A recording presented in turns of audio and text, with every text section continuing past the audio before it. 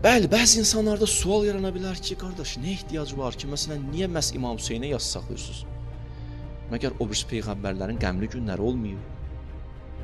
Yəhyanın başını kesməyiblər, Zəkəriyya peyğəmbəri iki yerə bölməyiblər, Musaya əziyyət verməyiblər, Nuha əziyyət verməyiblər, onların müsibətləri olub. Amma cavab,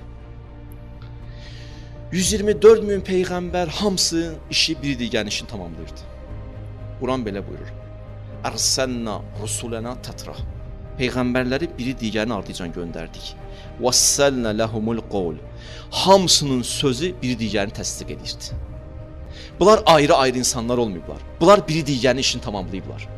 Adəmdən ta Xatəmə, sonuncu peyğəmbərə qədər xoşbəxtlik binası tikməyə başlayıblar. Daşı daş üstünə qoyublar, səadət binası tikiblər.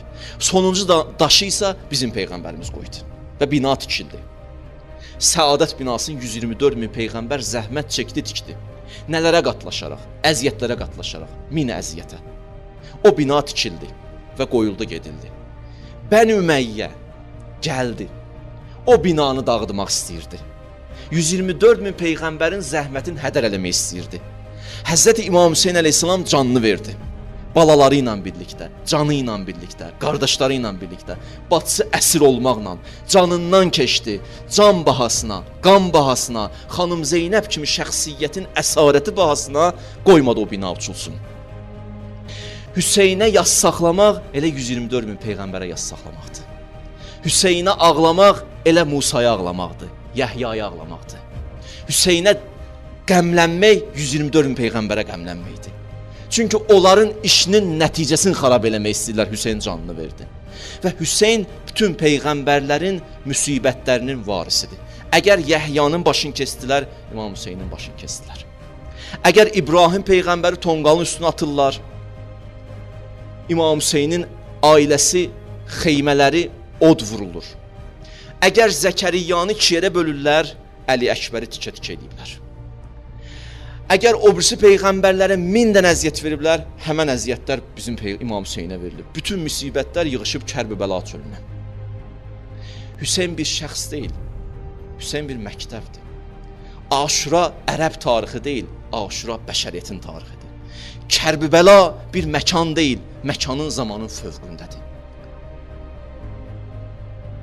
Hüseyn əleyhissalam ilahi və insani dəyərlər uğrunda şəhid oldu. Hüseyn əleyhissalam bir zamanın şəhidi deyil, bütün zamanların şəhididir. Əgər bir insan sənə bir yaxşılıq eləsə, onun cavabını verərsən. Bizim qaydamız budur. Allah bizi belə yaradı. Mənə bir qardaş bir dənə salam versə, mən onun yaxşılığını qaytararam.